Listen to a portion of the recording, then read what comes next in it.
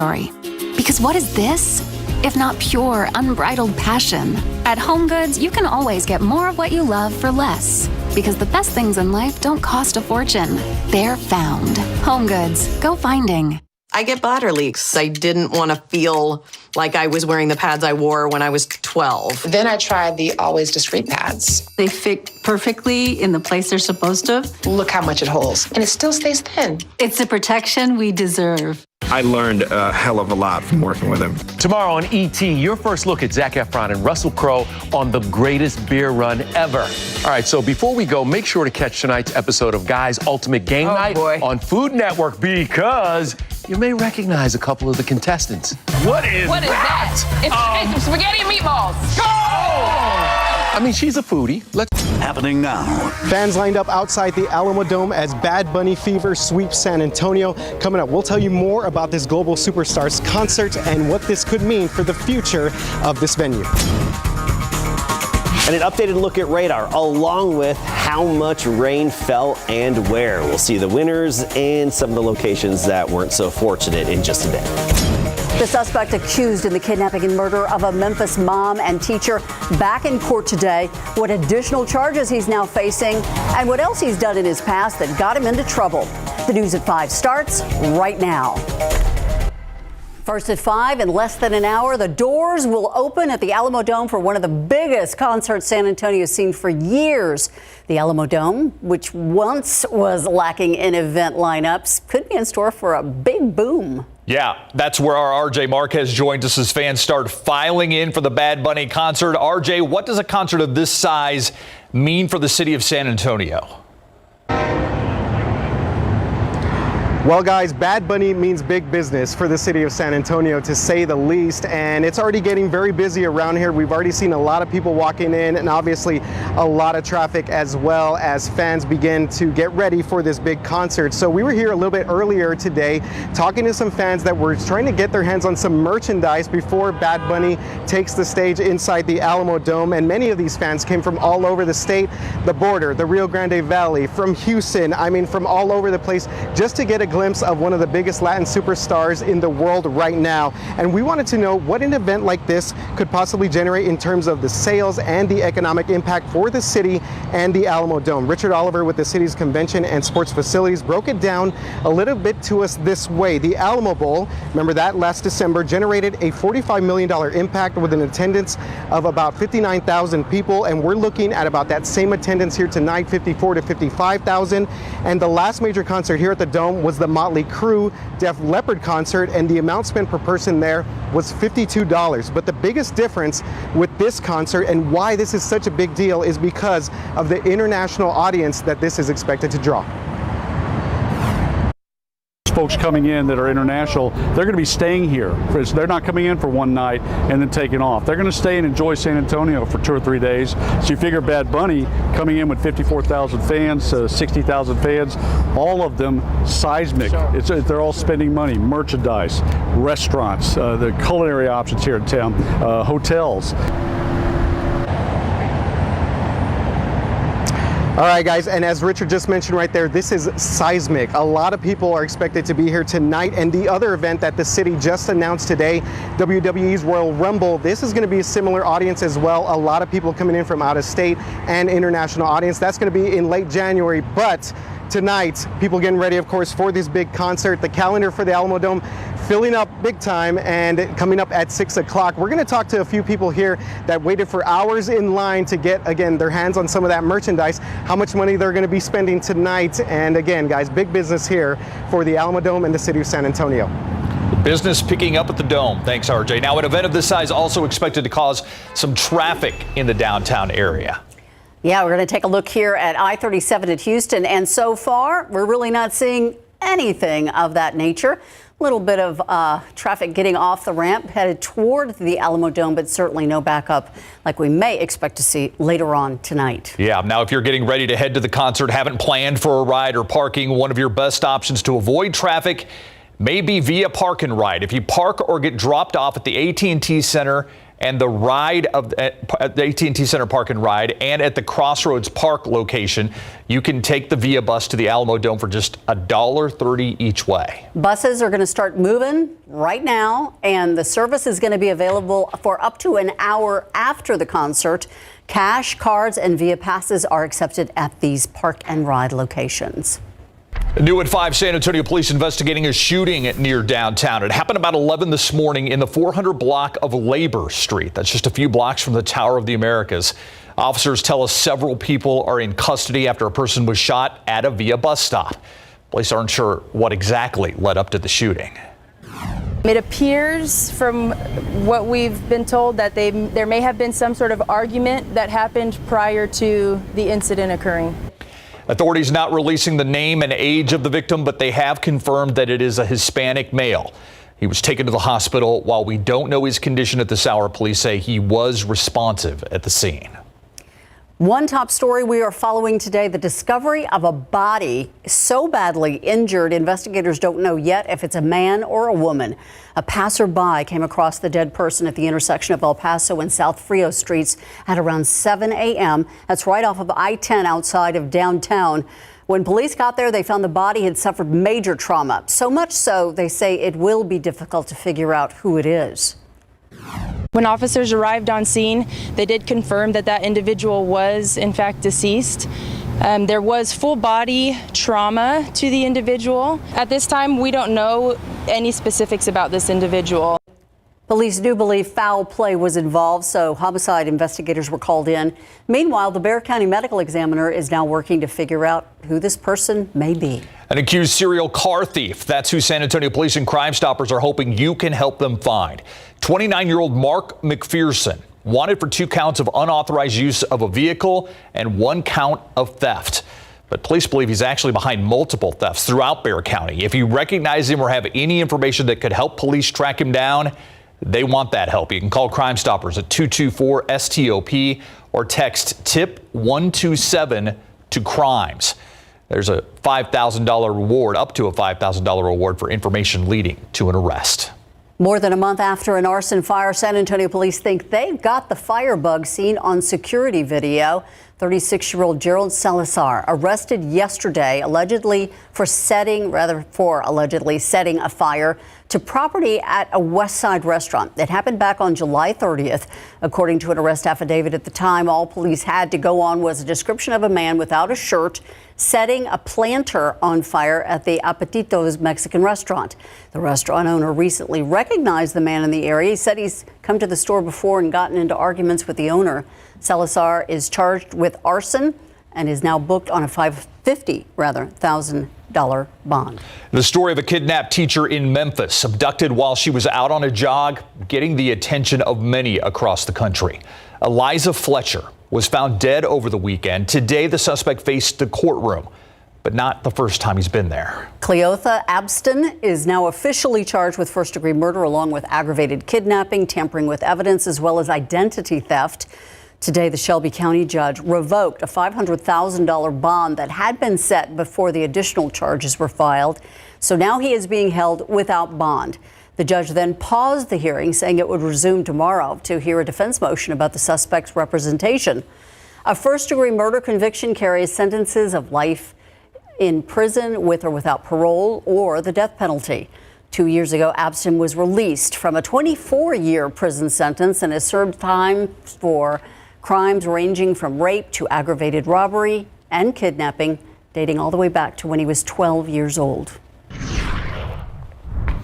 We had some heavy rainfall move through the Alamo City earlier this afternoon. I know not everybody got it, but we did have some pockets of very heavy rain. Here's an update on where the showers are now. We've got a little bit moving out of Bandera County into northeastern Uvalde County and northwestern Medina County. Also in and around Uvalde itself, from Sabinal to Canepa to almost into Uvalde. It looks like it's splitting Uvalde at the moment, and most likely that split's going to remain intact around the city of Uvalde. You go down to Pearsall, parts of Frio County here.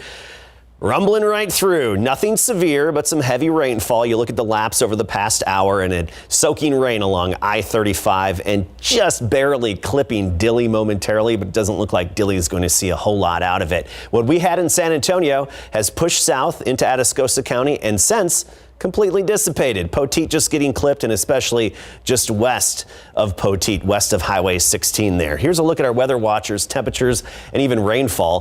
For the most part, a mixture of 80s to near 90. Depends on if you have rain cooled air. Now, Dean Davis and Mico picked up over 1.25 inches over the past 24 hours. That's nice to see. Talk about how much rain fell and where, and update on the tropics in just a bit.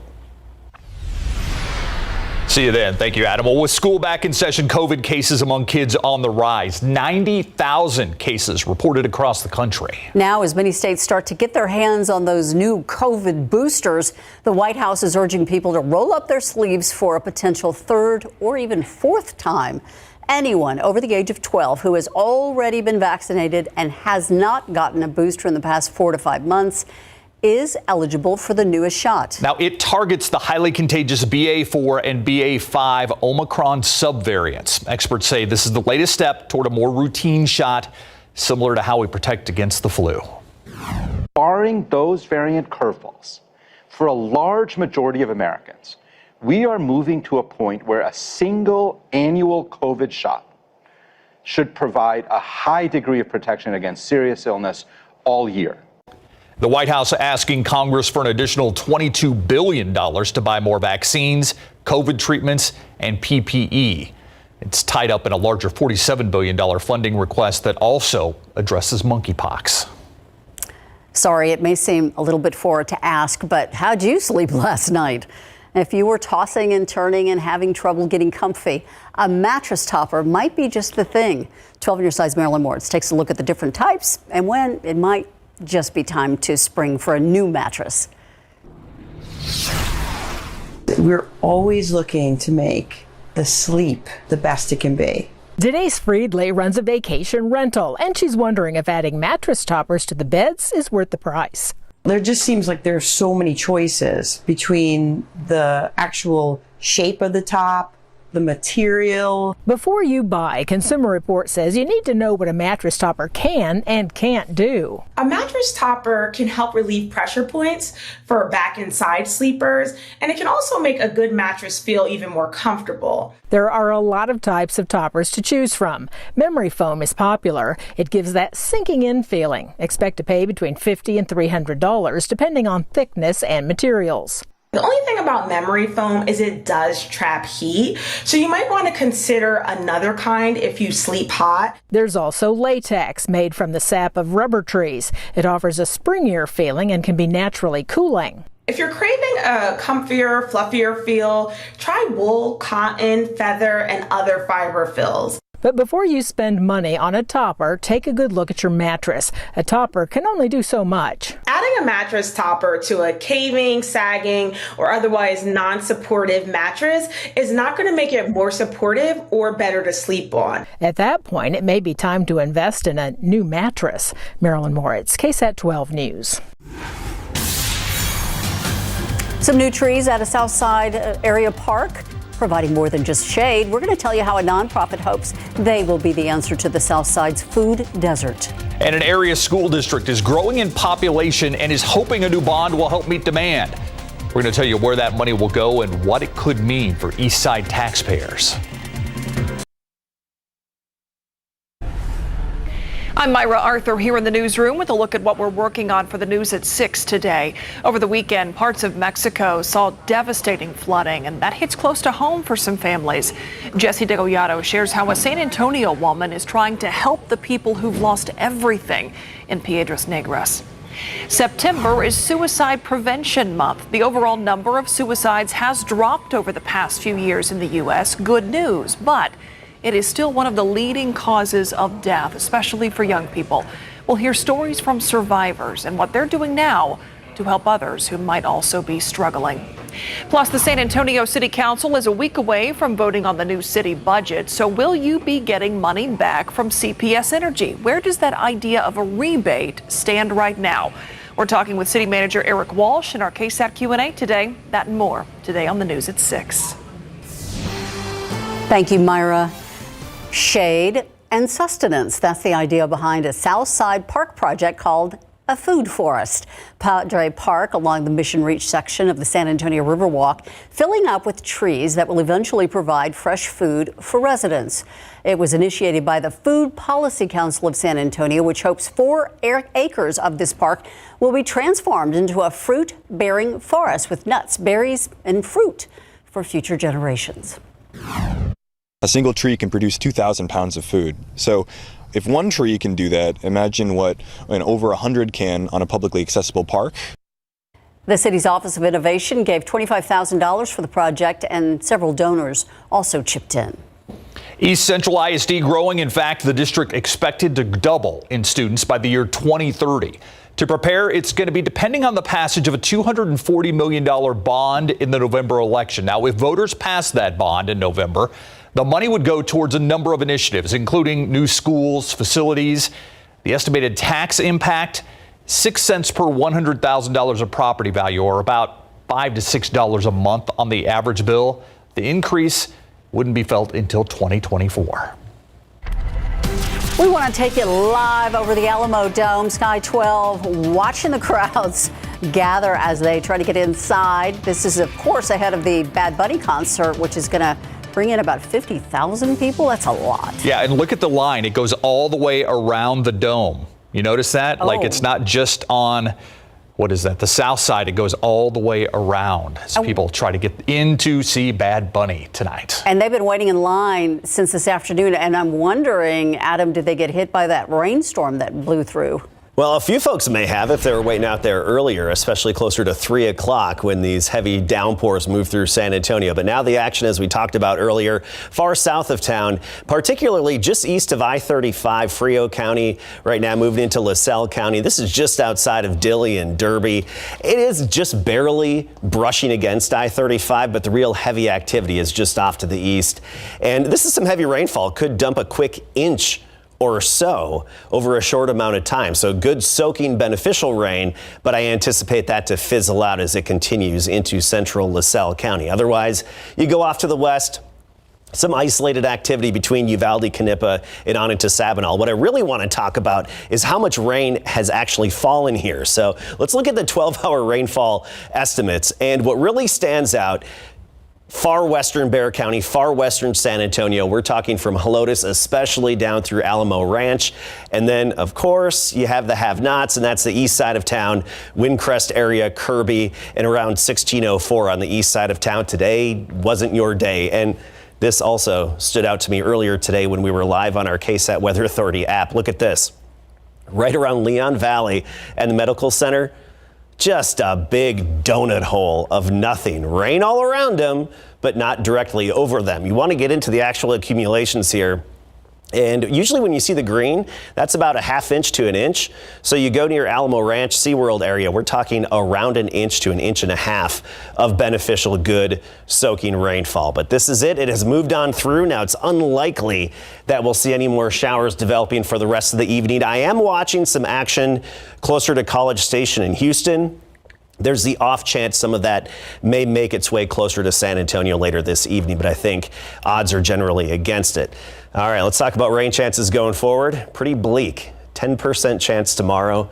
That's it in the afternoon. Otherwise, 0% from there on out into the middle part of next week. Quick update on the tropics. It's active out there, and we're very close to the annual peak of hurricane season, which is September 10th. Hurricane K, Cat 2, just outside of Cabo San Lucas, pushing northward.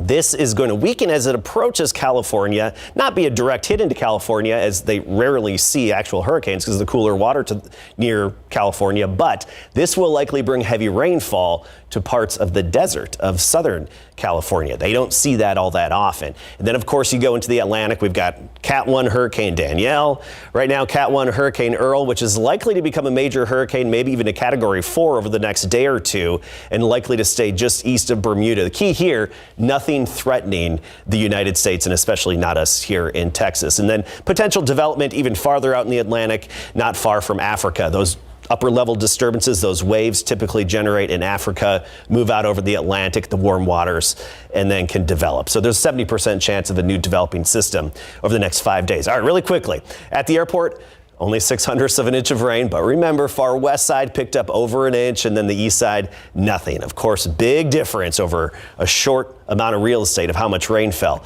96 our high temperature today right now, 88 in Hondo, 87 Kerrville. We rebounded to 85 at the airport, whereas earlier today when it was raining, we were down in the 70s, kind of like Divine right now. It's 79.